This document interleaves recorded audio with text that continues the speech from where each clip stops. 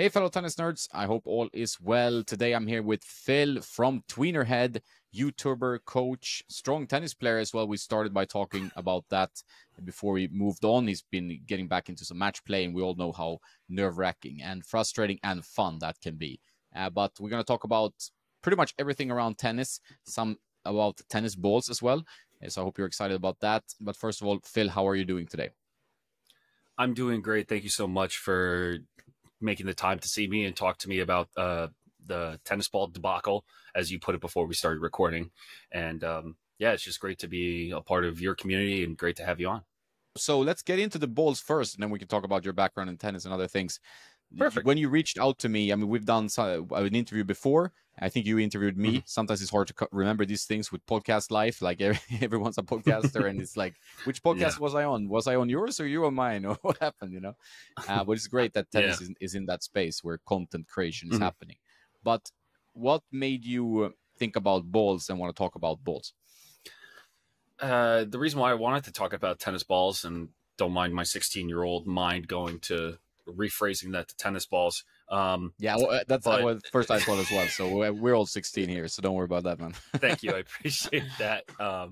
But the reason why I wanted to talk to you about this primarily is because you have a wide range of knowledge about different products and different ways that companies make certain materials and what products are out there that people may or may not know. And recently with Indian Wells, I feel like this always happens around Indian Wells time, is the quality of tennis ball that's being used for a Masters 1000 tournament for the men and women, and seeing right now what is happening to the balls after a certain practice time or what's happening during just a couple of sessions. And it seems to be a constant topic in tennis. And last year we saw a lot of it being complained about with the different balls to different tournaments and what that has been affecting injuries and the way people are viewing tournaments. So, excuse me. So I wanted to talk to you about that because Andy Roddick posted this first after what Ranka did, and just seeing it's currently they're using the Penn Tour tennis ball for the Masters 1000 tournament at Indian Wells, and it just honestly seeing that much fuzz come out of the ball within one practice session is quite alarming, to be honest. And I wanted to get your thoughts on it. What did you think of those photos that first released? It was funny because I was actually practicing with a pretty strong player here in Spain, and we used the head tour ball. And I know I'm not singling out them because the ball inconsistency issue has been across all brands, but Head and Penn are the same, right? So Penn is the Head's distributor name, brand, whatever you want to call it, in the US. So maybe people don't know that. Why are they not selling head balls in the US? It's Penn. Yeah. And that ball we played 45 minutes. Like the first 15, the ball was really rock hard. Then the ball played really well for like 30, 40 minutes. And then the ball was like that picture, and this was on clay. So that's a pretty bad sign. I mean, clay courts are softer on the ball, but it was completely unplayable after like 1 hour or 1 hour, 15 minutes, of some strong hitting.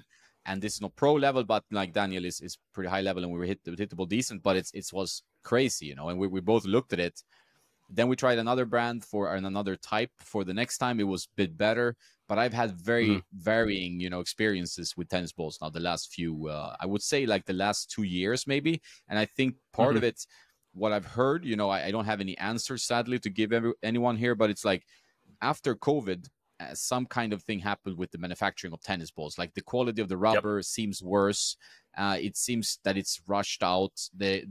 I've heard people who buy like a box of balls that 2 or 3 cans are gonna be unusable in that box, Wow. right? So you get completely dead. And it happened to me recently. I just picked up a can from that was a Wilson, this one, and one can was just like the balls were dead, and it's happened multiple times. That was not just a one-off. So, and with different brands. So maybe there's 1 or 2 brands that do it better. I cannot really single anyone out. Weirdly, the cheaper or Tango balls we used are actually been the best quality so far, funnily enough. But it's been like pretty maddening. And then in the Pro Tour, obviously they hit hard. They need like the balls to be consistent. They needed to be durable. They needed to last longer than, like, I think Wawrinka said that this was after a few rallies or something Yeah, completely it crazy, was like right? 10 minutes into practice, and they had a couple rallies, and that's what happened. And then it's funny, a coach that I know, he's currently the coach of it's Udvardy from Hungary. He tweeted a picture at Wawrinka, different ball, but it's at an ITF 75K, Dunlop Fort All court, and the same fuzz still coming out of it after one practice, and those players are only allowed 3 practice balls essentially per day. So seeing what quality is being made, and I totally agree with you with COVID. I did not expect it to linger this long with the material being backtracked and being behind in production and scale. But it seems like it never really caught up. And a lot of the players, not a lot, but it's been prominent with how players are reacting to each one. And I found out even during a 125K for a WTA, they were using a ball called Odea. Have you ever heard of that brand? No. They were using ODEA. It was a brand that they were using for a 125K on the WTA level. So even seeing balls like that I could go to an Alibaba or a Wish.com here in the US and get the actual product itself for cheaper really starts to make you think, how can we be using balls that you can get cheaply off a site for the name brand rather than the ball being purchased on the site? And it's funny, I looked it up on their site and I couldn't find it on their site, the ball that was being used, but I could find it on Alibaba or Wish. I was thinking to myself, how is this possible? So it's I wouldn't say frightening, but it's another problem that needs to be solved.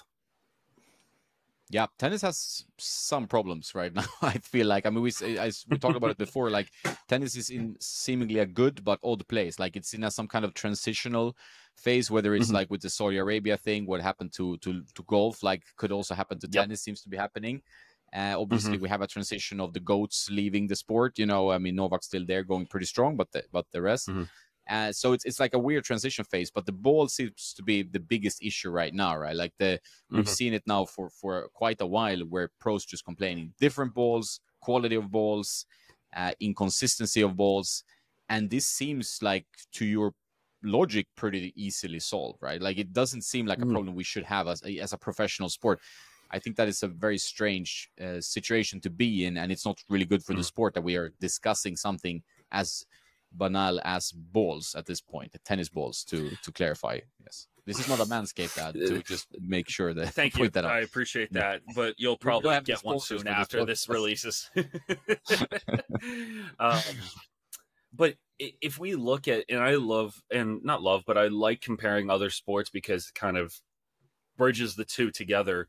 If you look at other sports, equipment doesn't seem to be that big of a topic.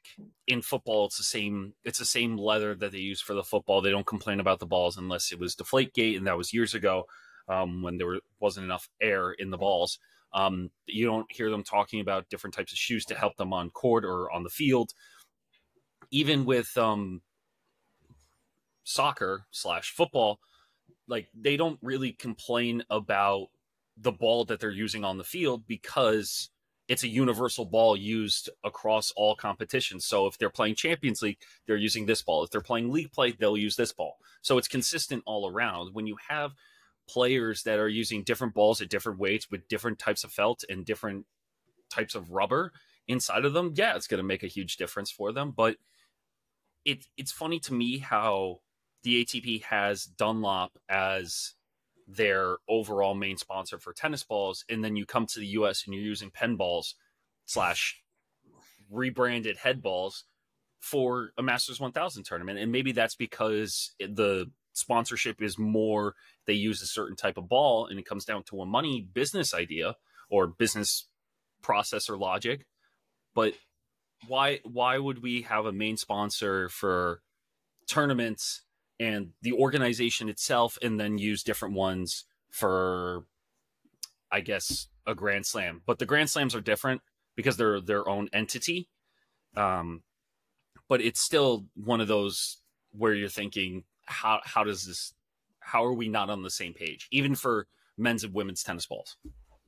I think this shows the kind of political problem we have in tennis. It's like the different organizations, so many different tournaments, players travel all over all the time. Like that's also an issue, whether you want to look at environment, but also from the players' health. Like they're always traveling. It's not good for them. You know, it's like you're coming jet lagged, delayed to a tournament. It's just madness, really, how the tennis tour operates.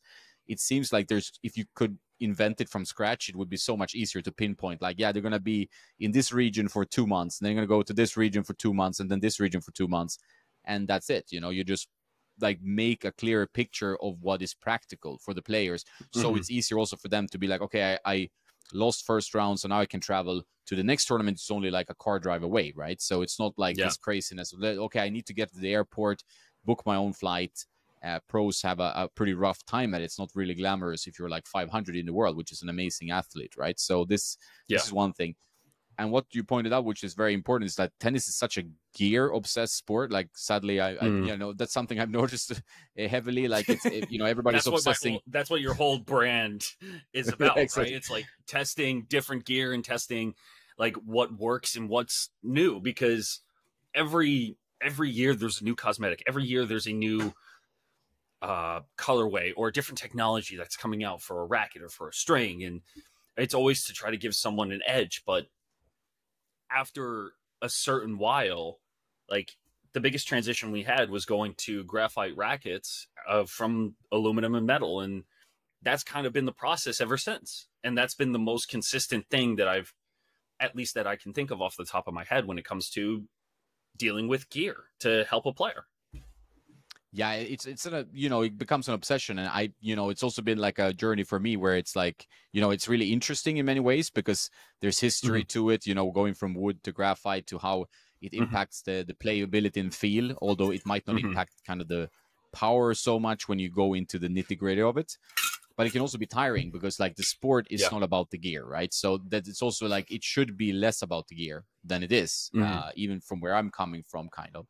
And, you know, having done this for quite a long time. So it gets, you know, and so much of gear is marketing as well. Like it's like about marketing your products and stuff like that. But you need to take care of the small pieces of the puzzle, like the balls. Like, for example, like, you know, if they have a ball sponsor for a year, how difficult is it to make sure that X number of tournaments use that ball, or whether it's Dunlop, whether it's Wilson. So of course, like the sponsor is gonna be like, hey, we're the title sponsor of this. We want our ball to be the ball of the tournament, or the ball sponsor. I understand that completely, but you need to find a way to do it in a way that's also player focused. Because the tennis seems kind of player second a lot of the time. It's not player first. There has to be a bit more player centric as a sport, because it's a very odd life you have as a tennis player of pro level, you know, which you don't see in football when you have like a bus going to the tournament. Like you know, you're always with the team. You have a support group. Tennis, you're all alone, and you have the oddities of you need to get your racket strung. You need to have the right amount of rackets and the matched and so on. Then you have the different conditions, balls, and everything. So it's a gear sport, and maybe not in the best way, because also with the polyester strings, like the players, they break strings all the time. They need to restring like 6 rackets at least before every match and so on, and practice a few rackets sometimes. So it's kind of intense on the amount of gear being used all the time. And that's a little bit of a tennis problem, I think. Like it's not environmentally friendly in many ways. And it's now also like obviously an issue with keeping consistency across equipment as well. Yeah, excuse me, I just dropped my pencil. But I totally agree in that statement, because you look at different types of shoes. You look at hard court, clay court, grass court, and grass court. Like, you can get away with hard court shoes on clay. Maybe you won't slide as far, but you can get away with it. You go to grass, you're absolutely gonna lose your footing within the first 2 rallies. So having essentially 3 different types of shoes too proves that gear centric idea that tennis is it's kind of baffling if you were to tell someone in a different sport how much different gear there is, because then you have different types of string, you have different type, like clothing seems to be the most consistent for everyone. It's just the cosmetic design when it comes to what it looks like or for which tournament. Shoes are different, and rackets are different, strings are different for different surfaces. So for me, it's just tough. That's the only word I can really use when talking about the amount of gear that's being used. Because if we go back to Indian Wells, we look at the court surface and how slow it may become. And one thing that I read online too, Matthew Willis, who's a great insight into tennis, and he tweets a lot. I refuse to call it X, by the way. That's why I'm not calling it that. But nobody wants to he call it tweeted X, that except Elon. I don't think anyone wants to. But No. he said that, are we really surprised by how slow the courts play at Indian Wells? He's right. Indian Wells has been known to have slower courts because of the altitude and the way the courts are set up and the environment that it's in. So it's not a surprise that the courts are slow. We just have different, like, it's just another factor to put or to throw a wrench into the cog, right? But that's not really the problem. It's the balls. And the photo that I saw a photo by that was posted by Luca Baldi in Ubi Tennis, like the amount of fuzz that was coming off the ball and onto the court. It feels like here at like a high school court, you'll see so much fuzz. Or if you go inside in Europe at like a carpet court, like all the fuzz in the back, like how much fuzz is really coming off the ball? Like I've never seen that at a pro level tournament. Yeah, it's a weird space to be in. Like, and the pictures are in a way shocking because it's like shows the disintegration and how often now they replace balls obviously every 7 games, but it's like that's just like, so if you tell someone outside tennis like, hey, we have to have new balls every 7 games in a pro match, they would be like, wow, so you're going through, so the amount of balls we're going through, and if the quality is this bad, they have to start like pushing that even faster, like be like, okay, the changes now after every 3 games or 4 games, whatever you want to call it. So it's like, then that becomes another issue, like you need more balls, it's going to have more, it's tougher they don't biodegrade, right? So it's like, then the ball issue becomes an issue, and it's a cost issue. We already know tennis is a cost sport for the rec player, for junior players coming up. You need academies, you need travel, you need food, strings, rackets, and then the balls. Like I have to buy balls quite frequently because I'm playing quite a lot. I play like 4 or 5 times a week, and then you're like, oh, balls. You just keep running through a carton pretty quickly.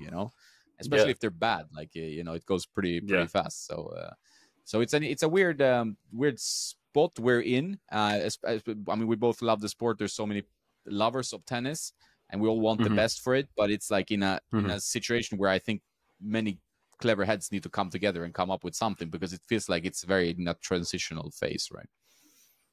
I like how you put it, transitional phase, because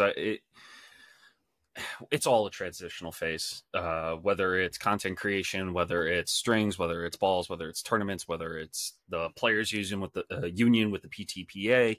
But I also wanted to bring up, you have an article on your website of your tennis ball recommendations, and I wanted to, because the ball that you talked about earlier, the Head Tour ball, you recommended that. Is that the same one that you were referring to with Penn, or is it a different ball from the same brand? I think this is the Tour XT. So Head has 2 Tour different XT. balls. Yeah, exactly. Tour XT. So if I'm not, because we've done several ball tests, and what I noticed, like that used to be my favorite ball, because like my favorite ball these days is kind of the Dunlop Fort.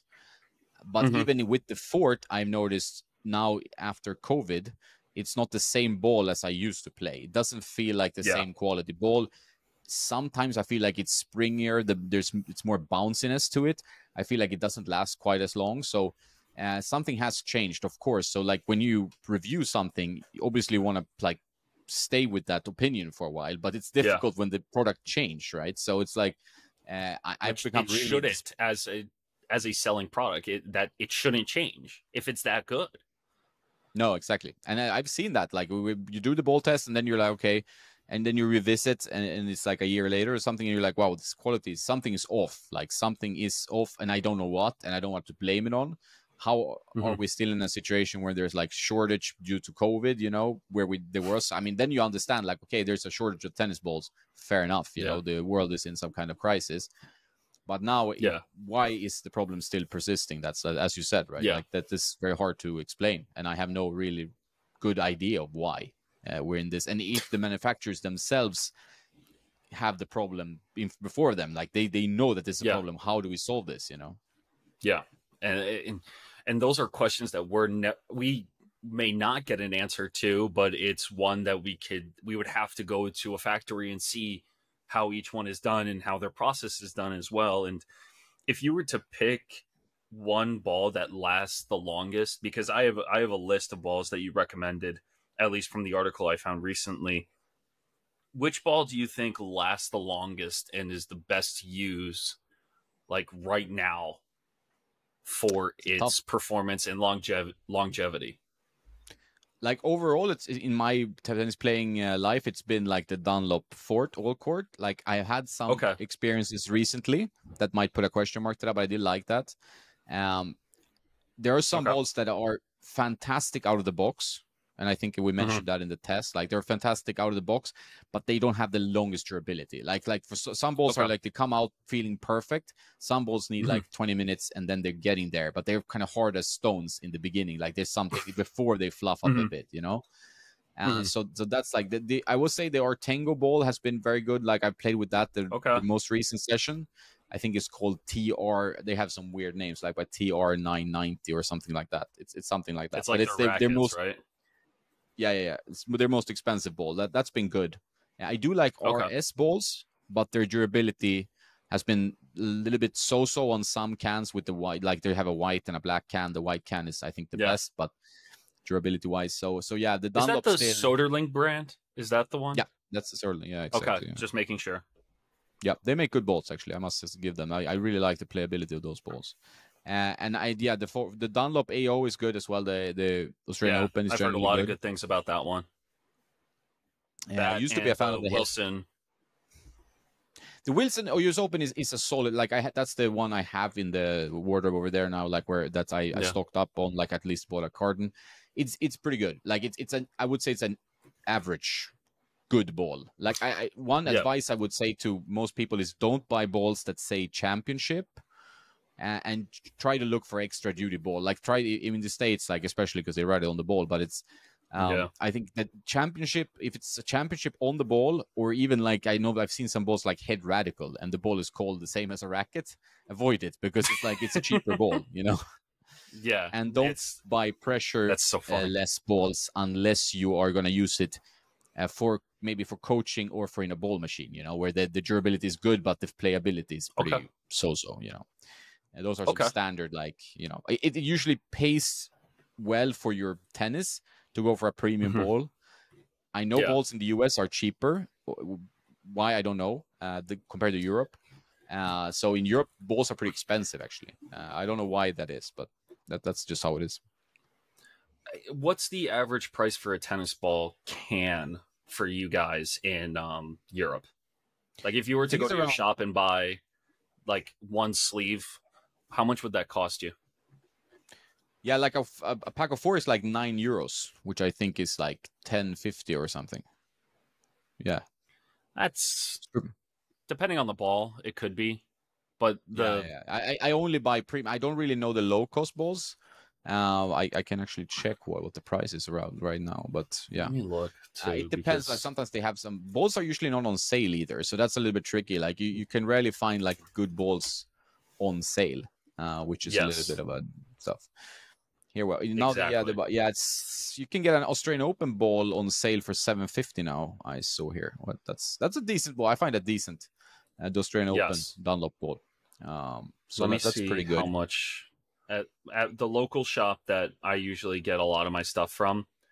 I try to shop local as much as I can, but it's hard. Yeah, I know. Let's see. Tennis balls, because I find like the cheapest ones, like the ones that I use in a basket that I carry around for my car, or like I go to a local park and practice my serve. I usually try to buy cheaper ones so I have pen balls, but then I bring them outside again and they're hard as rocks. So it's like there's no shelf life. Like they have to be either contained, or one video that I made when I first started the channel like a while ago was those cans that could repressurize balls. But it takes such a longer time for them to rejuvenate in the can. So all the comments down below are like, yeah, expect results in like half an hour. I'm like, well, I don't know. Like, it doesn't tell you how long you need to put it there, nor is this like, I'm not going to keep this on my windowsill, go let the balls repressurize for a week and then come back to it. No, I'm just going to buy a new can of tennis balls. Like that to me is, again, you go back to how much money is being spent and how it's not a eco-friendly type of sport. That's why. Like, I'm not going to repressurize a ball when I can get a fresh ball for the same amount that I would pay for the can to repressurize it. Yeah, I think tennis is in that space. Like what we talked about gear before, but like one of the biggest change, in my opinion, in gear is the polyester strings, right? Which changed the possibility to hit the ball with a different style, like, and with massive top spin, so you can actually get the ball to dip in. And I think also the new type of strokes in tennis paired with the polyester cuts into the balls more and kills the lifespan of the balls. Something I heard Andy Roddick's talk about on his podcast, which is very good, was also that like the Indian Wells surface is kind of like almost has a texture to it, right? So it puts even more strain on the balls, probably. Like that's why it's kind of slow, but can play faster depending on like the temperatures, which are kind of up and down in Indian Wells, depending if you're a night session, like desert or cold night session, or it's like a hot summery day, right? So I think that's also something to take into account, because the polyester strings, they bite into the ball. Players play with bigger head sizes, so there's a lot more shape on everything. Yeah. And if you go back to the 80s or whatever, they play with like wooden or like early graphite rackets, and they play with gut strings. They hit the ball pretty flat overall, comparatively speaking. So it's like less strain. And now we're in a situation where like you need to be up to date with gear. Like shoes break down pretty quickly as well. I've noticed some pairs of shoes, like you're playing on some half gritty hard courts and you maybe do a little bit of sliding. I mean, those shoes don't last long. Like they don't last many months, right? So that's like another pair of shoes. Then then you have to stock up shoes, And I think I heard that Alcaraz shoes aren't cheap anymore. No, they're quite expensive, and you want to get like the better models because they have better rubber and usually better like higher comfort quality and protection. So exactly, a pair of shoes is expensive. A racket is more expensive than it's ever been. And your racket is like $300 in some cases. That's like insanity. You don't usually buy US right rackets. It's like 280. No, not 280, 250 around, or like 230. But it's so funny. When I first started playing tennis, they used to be, it's like back in my day, but it was true, because the better rackets, or the more higher up rackets, were probably 150. And the lesser models were around that 100 range. And now I have to, it's like an arm and a leg just to get one racket. And that's without it being strong. So I'm just like, I'm just going to use rackets that are older, so that way I get a cheaper deal. I think that's the main advice I say. If people want to not splurge on tennis, I mean, balls, you cannot really get around it. That's why that's an interesting topic. But, and strings, they're decent polyester strings, but there's some good. I mean, if you really play high level, like I'm helping my friend Daniel like get his setup fixed because he's playing some high level tournaments, and I'm like, and he wants to play with a Rolls-Royce string because that gives him the best spin and the best feel to the ball. Okay, that's completely understood. But if you're playing tennis and you want to get like a decent racket, you should buy the outgoing model. You can still get new rackets for less than half the price. I just working on a review of the new Head Boom. And that the new Head Boom, I can just check the website. It's $269, right? If I go to the previous outgoing model, it's 63% clearance, so it's $99. And $99 for a racket, which is a good racket, is fantastic. So awesome. So you need to be a bit smart and check, because the if you go for the outgoing model, and don't fall for like the nice cosmetic or what's upgraded, like a minor tweak here and there, then you're fine. You're not going to have a bad experience with that racket. Like, just check the reviews, see that it's good, and then go for the outgoing one, right? Yeah, I totally agree. And I mean, just looking at everything, it's annoying, but it's true. I just find it, there's a better word for annoying, but the frustration that you hear from players. And at our level, we're not, I guess at my level, we're not really worried about it because we're currently using Babolat Gold balls for teaching, and we have hard true quartz, and they work. I actually like them, and Technofiber has been a brand I've been looking out for balls. I've been saying that for a while now, and Dunlop is, the more I'm hearing about all these situations with them, is kind of making me move away from them. But in my line of work, I don't really get to work with that many balls. If I feel one and I know I like one, I'm going to stick with it. So the Technofiber, I believe it's X1. That's a good ball. That's a good ball. Yeah. And Babolat Gold, like, for me, is fine. Like, as long as they're not, some will hold better, but some will pop and be dead within the first month. And the amount of balls that we have to use and reuse it's tough.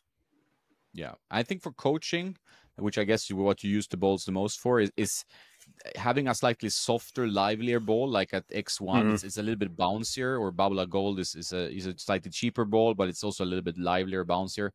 It's better also for players like maybe with not perfect technique, or going to hit a lot of balls on a machine or whatever, that it's better for the arm. Like if you get like a Tour XT maybe, or a Dunlop Fort, those are nice, heavier balls, or used to be at least. And they are, like, if I give it to my father, who I hit with sometimes, he's like 66. He feels the ball more on the arm, I can see that, he's not super sensitive with the elbow, but he feels like this is a bit more to hit.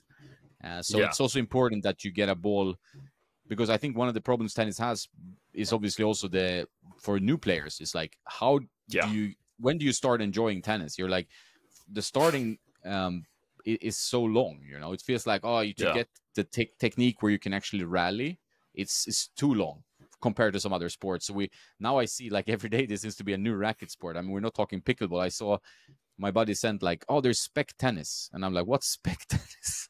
And it's like playing on a small tennis court with a slightly longer bat of some kind. Like, I don't know if it was like plasticky or what it was. And it's just another racket sport, because they're trying to find, like, can we find easier ways to play tennis? It's like what everybody's looking for.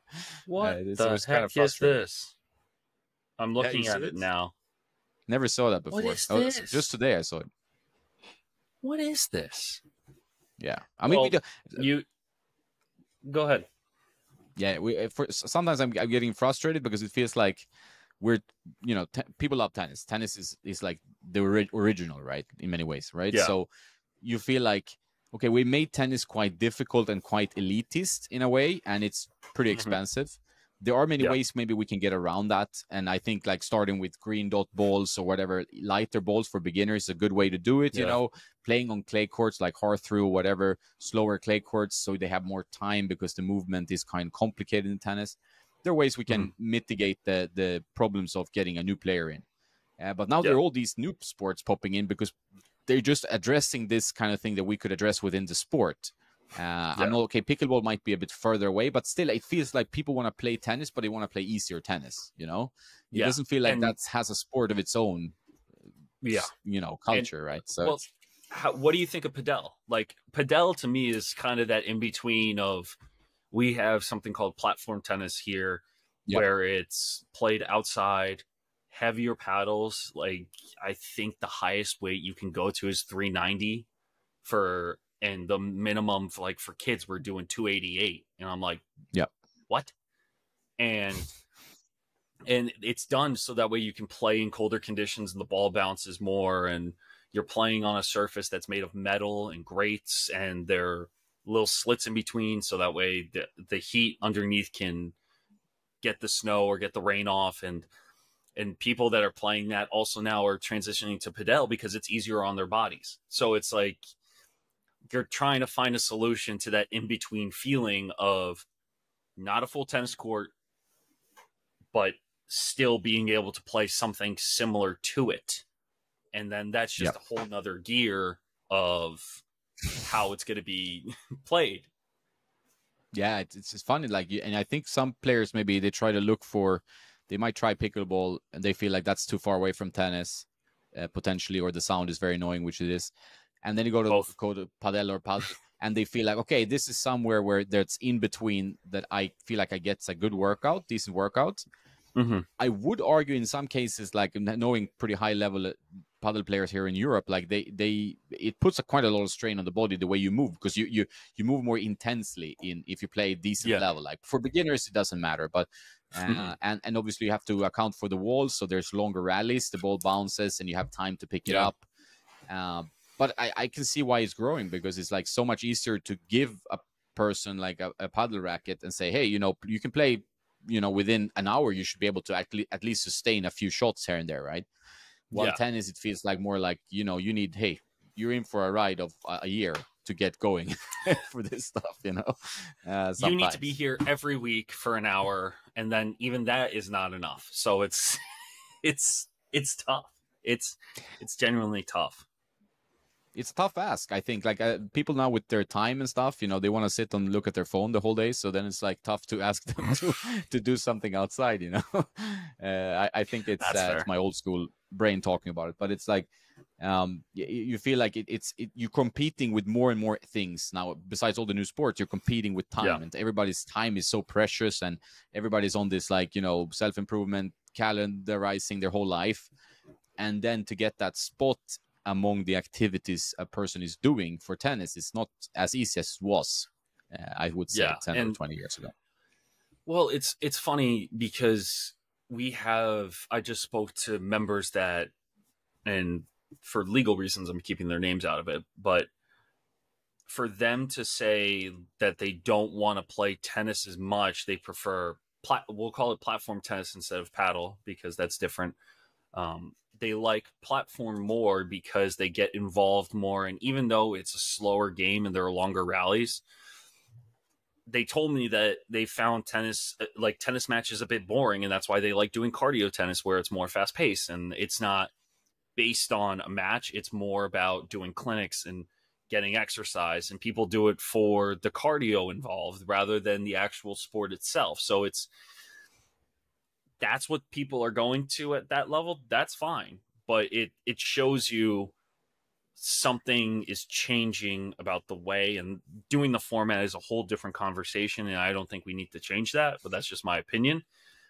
So it's very different seeing perspectives of why people like tennis versus people trying to find a sport that's like tennis, but is not tennis. Yeah, that's interesting. I think I'm not sure where I am with tennis. Sometimes I'm feeling despondent, a little bit depressed about the future.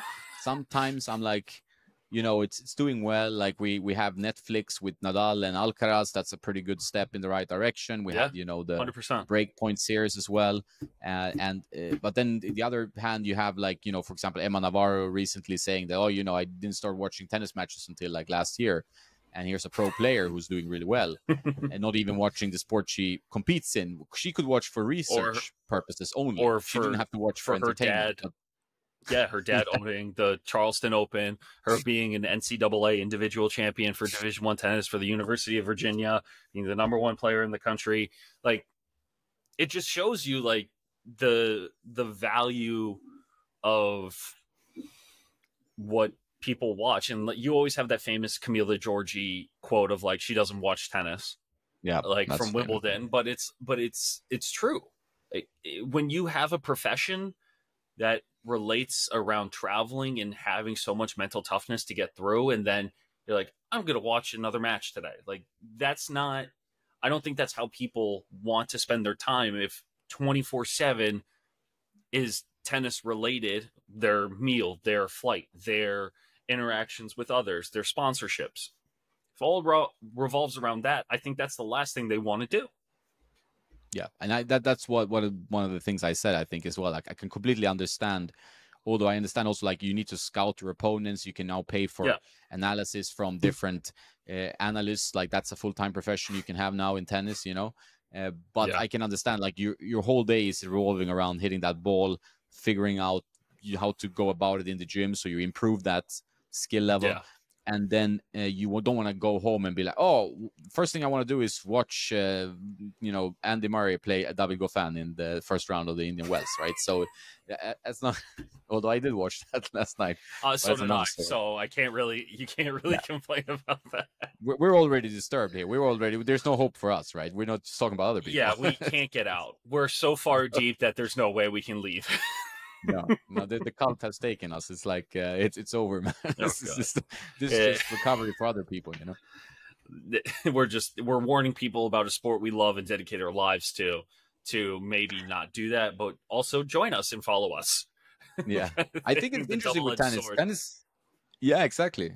Tennis has that kind of cult, like it drags you in, and I mean I cannot talk for. I mean, people love other sports as well, but I feel like with tennis, it's like it's not maybe as vast and diverse in many ways, but it's like for the people it gets them big time, right? It's like Yeah, it's heavy, it's heavy, That's and the feeling at least.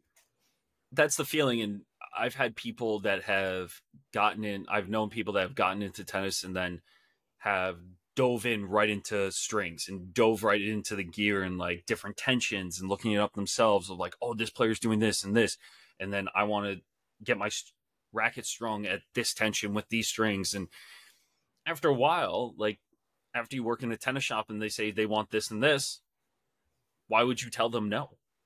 Like they want this, okay, take it. Like tell us how you feel about it, and then we can say like you shouldn't have used that because of this reason, but if you like it, it's yours. Like that's how deep into the conversation or knowledge people try to get into, because then they'll try to pawn it off as a way of like, oh, I've been doing all this research, I know so much, and then it goes off the deep end where you're like, sure, if that's what you say it is, like that's fine.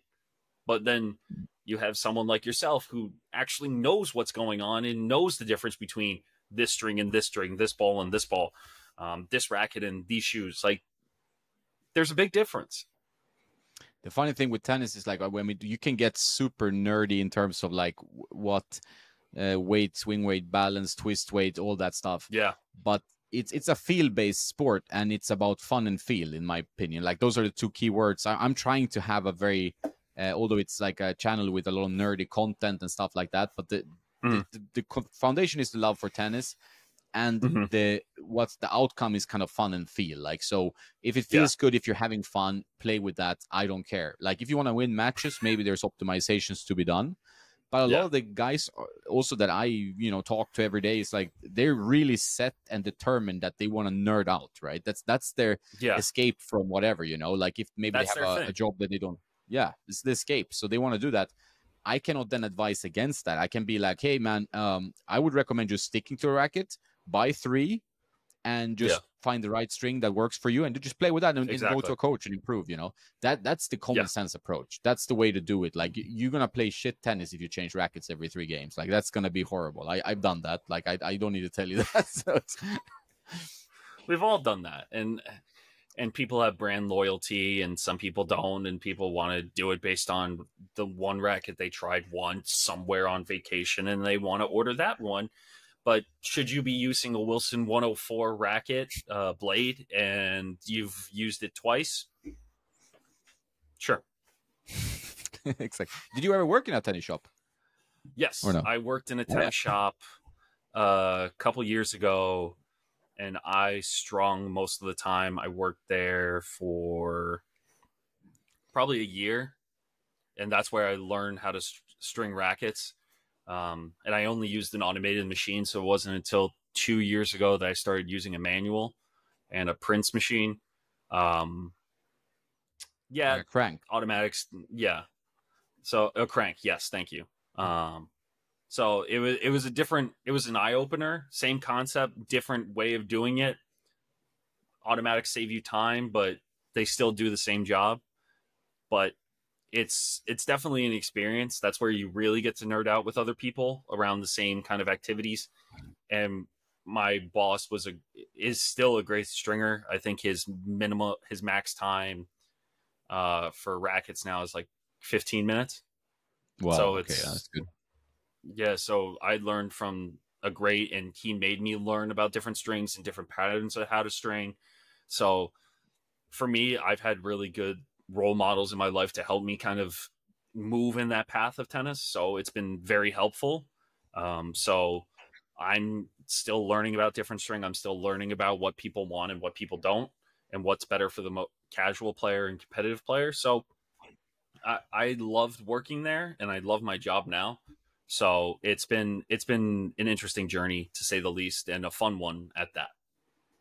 Yeah, it's fun. I mean, like, I think it's you unite over a shared passion, right? So it's like Yes, sometimes it can 100%. only be a struggle. Like about when I said fun and feel, it's like sometimes I get a lot of this. It's like you know you can easily say, okay, this guy is a 3.5 NTRP, and you be like, okay, you Yeah, should play with a team model, like something lighter, something larger head size. They usually call team or something like that, yeah, head boom team or whatever, and that will help you get bit depth on the ball.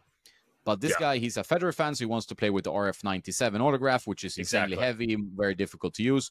Or he's a prestige purist who's played with prestige since the 80s, and he just wants to play with the prestige. And you say, Yeah, okay, your ball is coming over with no pace, and compared to your other racket. But if he wants to play with that, who am I to tell him? Like, I can only say, where do you want your tennis to go? Like, and if what something puts a smile on your face, maybe the nerding is a reason you still play tennis. I've even met people like that. Like, if they can't yeah, nerd into the rackets and the gear, they don't enjoy yeah, tennis as much. So the nerding kind of yeah, accentuates the love for tennis. Then that's fun, exactly. I think. Although, but I was going to ask you, because you started playing a little bit more competitive matches and stuff now, and something Hmm. to come on the channel as well. How's Hmm. that experience been going from, like, coaching, being more training and stuff like that, and then going to actually playing matches? Because you're quite a good player, so then it's a bigger step then when you have to get back into hitting. It's different when you're playing two different sports. During the winter, we teach platform tennis, and during matches, I'm going into it basically cold. So not having the reps definitely has an impact, and my serve has been very iffy um, through my tennis career, and um, I can teach it, but I can't do it. So there's a big Yeah. difference between that. I think for me, it's definitely an eye opener. We have a video coming out next week where we take on a 10 plus UTR. He's a 5-star recruit. Whole family's in tennis. Just won an ITF junior doubles title 2 weeks ago. So he's going to be really good in the next couple of years. And he just turned 16. So we played against him in 2 out of 3 sets. But I enjoy playing and kind of putting myself into that, because I want to show what these athletes can do and what these guys can do as well. And whether or not I win or lose, I just enjoy the experience and being on the court with them, because it's a learning lesson for me, and it's entertaining for you guys, because you get to see what someone like a 5-star 16-year-old recruit is. You get to see what a coach who trains with 11 plus UTRs all the time, with one of our friends, Gary, who runs Complete Court. We shot and video that's already published now on the channel, and that was 2 weeks ago. And then we have we do pre and post match videos. That's for our members only on the YouTube channel. So if people want to check out more behind the scenes of what we go into matches and what we take away from matches, they can definitely check those out as well by becoming a member. So kind of long story short, I like doing match play because I want to still compete, and I still like competing, and I love that sense of competition. So putting it out there is a lot of fun for me, and it's a lot of fun entertainment too. It's just funny. I remember when I first started posting match play footages, one of the kids I was teaching, he watched one of my videos and he went, "So when you play, do you purposely lose?" in the most serious voice. And I went, "No, but thank you." Like, You like should what? just How say am yes. I supposed to? I should say yes. But it's interesting seeing their perspective as well, because I hope that I can get back to a winning form. But as people who coach tennis know, it's hard to spend 6 hours on a court and then go full out in training after a long day of being on their feet. So I guess my goal for 2024 was to play a practice match every 2 weeks. And my goal is to get back into match ready form, and that's going to take a lot of dedication. It's hard with a full-time job, but I'm hoping that I can get back out on court and get back into shape to play a tournament or two, and who knows what the future has for me. So it's a lot of fun playing matches and videoing them, because I like watching it back and seeing my stats and seeing what I can do better and what I can improve upon. Yeah, I think the videoing is one of the keys to partly enjoying it more, but improving. Like, it's been my kind of way of improving and looking back. Like, I played some ITFs. I'm playing an ITF next week, doubles and singles. Are you? Yeah, Wow. ITF's masters, so it's like for 35 plus, But But that's it's still pretty cool. can be pretty high level sometimes, depending on the field. This one will be decent, I think. So it's fun. My friend who's a good player, he won his 1 week ago or something. So yeah, he wants to Nice. play again, right? So That's it's fun. awesome. And yeah, but the craziness is like, here you play for ITF ranking points. You don't play for any prize money. But players are still insanely competitive, right? Like, I played some opens here in Spain, like where there's prize money, and Yeah. I think there's less competitive vibe to those than these seniors who want to be like, I still got it. It's like, You can't the question, you can't call yourself a senior though if it's 35 plus. No. But it's that they changed the name, because you can be 30 plus and play these now. So they changed the name. It used to be called Seniors Tour. And you think about an elderly gentleman with like a big head TSI 6 racket and an elbow brace, right? That's kind of what you're thinking of, Yeah. So exactly. Yeah, but I think now that's you have smart.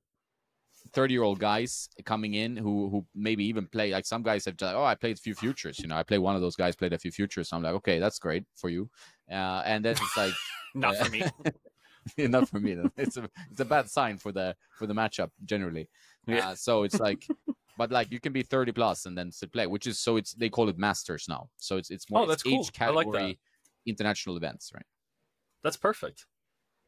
I like that. But competition is tough. It's like, you need to have a competitive mindset. So but you do, I guess. Then you're a competitive guy. I like competing. I like the idea of competing. Putting in the work is a different story to compete. I feel like that's always going to be a roadblock. But if I guess my goal was to play a pro ITF tournament, but the problem is, in the United States, you're going to have kids in college playing D1, line 2 or 3, and these 15Ks are with guys with 13, 14 UTRs, and I'm going, I have no idea what to do. Like, there's no way I'm getting in when most of these guys already have a 600 plus ranking in college. So it's different trying to sign up for one, and I got ITF junior ranking in high school from playing from doing well in doubles. So for me, like, if I can play doubles at an ITF Pro Tour level, that would be amazing. If I can get into a qualifying draw for an ITF, that would be great. Because I'm always miss traveling and kind of being on the road. And I still do that for a lot of my vlogs and my tournaments and these college tennis tours that I'm trying to showcase all these amazing facilities that I've been doing for the past 2 years now. And I like doing that, but competing is a whole nother beast when it comes to the traveling. It's just a whole other aspect that you have to mentally prepare for. It's like, oh, my flight's going to be late. I'm going to get less sleep. Oh, I got to play at 8 a.m. tomorrow. So let me figure out what I need to do tonight to get 5 hours of sleep, to then get ready an hour before, to then play at 8 a.m. if other matches don't go long. Yeah, it's crazy with the traveling. Like, I've had friends, like, they go to ITF, they can, like, if you maybe the email didn't go through, you didn't, like, you have to also sign in for a certain time, And then if you get there late, you have to eat proper, and you have an early match. It's like Yeah. you all these things stacked against you then becomes like a mountain to climb. And the tour is tougher than it's ever been. Like, so if you play ITF Yeah. futures now, and I've trained with guys who played ATP tour when they were like 15 years ago, 10 years ago, it's like this 20 years ago. So, and they're still good, very good hitters, very good players, but the tour is so much better now. Like the top 1,000 guy, they're insanely good, right? Like, it's just that I would say maybe top 100 hasn't changed so much in level, but this probably still has. But the top, if you go deeper down, it's insane, the competition, the level, right? You've had Karu on your podcast as well, correct? Yeah, a few times. And what he's doing, a few times. And for him, looking at someone he's even mentioned it a couple of times on his socials with, you're trying to get into an ITF 25K in Ithaca, New York, and you have guys that are in the top 400 playing it. For what reason? Like, that's how insane the levels are right now with ITF and Challenger tours. And a lot of these guys that are grinding and are playing in, there's like a Challenger in Rwanda now, and you see these guys going there to get points, to get prize money, to then go back to Europe to play a 25K. And that's just for singles. Like, imagine doubles players trying to survive with that kind of mentality. And it was funny when Will, who runs it's not Tennis Tribe, it's Will runs a doubles primarily podcast and strategy. He's a great follow, and we've had him on our channel on Tweenerhead Tennis. He interviewed some of the doubles players at the Austin Open this past week in Texas for the women's 120, not 125, the 250. And he asked one of the players, what's it like traveling as a doubles player instead of a singles player? And the woman went, it's the same as singles. We just get paid less. Like, that to me just is like how? Unless you win the tournament, you're like, keep going. Like, the grind is real. Yeah, no, it's insane. Like the grind level. I think it's Will Buchek, right? No. Yes, thank Tennis you. Tribe. Yeah, Tennis Tribe. Yes. Yeah. So I met him as well for the head event. No. Yeah, doubles. Sadly, it's like, I mean, it's a very competitive sport as well, but the prize money is quite a lot diminished from singles, and the prize money on ITF futures level is still a joke. Like, whatever small improvements they've made compared to other sports of the same caliber of tennis, because tennis is still a world sport, like high ranking world sport. It is not enough, right? That's the issue, I mean, if tennis was played with this kind of setup where you have offer free accommodation or cheaper accommodation, and it's played in 4 parts of the world during the year, so you don't have to travel so much, then the cost can maybe be mitigated a bit and you can get around that. But now it's with constant traveling. It's like a Rwanda Challenger. I mean, it's very well organized, what I saw, but it's still like, it's from a trip. what we've seen. But it's funny. Well, during COVID, remember the Italy had 4 challengers back to back to back, and I've heard, at least I think I've heard, like, a lot of people love that because that way they knew the exact same place that they were staying, and they could play these events back to back to back and still make money without losing that much money. So it's like, why aren't we doing tours inside the tour? Like the whole Andy Murray calling out the ATP for not doing a South America tour with more tournaments. And then all of a sudden Chilich tweets out an article saying that they're trying to get rid of some of the tournaments in Argentina. Or like, how can you get rid of that environment after you can see what they've done for the Davis Cup in Argentina or in Brazil? Like, getting those kinds of fans inside a tennis arena is fantastic. And I don't understand why they wouldn't build more of it. Yeah, 100%. Like, and that's a region full of tennis lovers, whether you go to Brazil, Argentina, whatever. This is tennis mecca in many ways, right? So you need to have a proper tour. You have to have 1,000 there. It's just common sense to have something like this. Has to. And I think sometimes, I mean, there's been a lot of like shooting in the foot from the ATP, WTA over the years, and some kind of reform has to be made where it's like, there needs to be some some common sense coming in there. I mean, obviously, I'm not a guy that knows all the answers and stuff, but it's obvious that players are frustrated. People outside tennis, sponsors, they're all frustrated. So something needs to, you need to find like a new way of dealing with the tennis tour life, because it's not good as it is right now. I think most people can agree to that. I totally agree. And seeing what they can do and seeing what happens is going to be a bigger problem down the road if we don't fix it soon. Yeah. Well, that's a good note to end on. Thank you for coming on and talking to me about tennis balls, and then every other conversation about tennis summed into one, which is why I love talking to you and talking tennis, because you have such a great insight and you know your stuff. So I greatly appreciate you coming on to talk to us. Yeah, likewise. It's always fun talking to fellow tennis lovers and nerds. It's like we're a strong community. We're all crazy, but we're a strong community, and it's important that we have these discussions always, because it's just for the love of the sport. It's not to roast anyone, or it's just because we want things to be better for the sport. That's it. Right? Exactly. And I think that's the best part. Awesome, man. Thanks, Phil, and I will talk to you soon. Awesome. Thank you so much, Jonas. I appreciate it.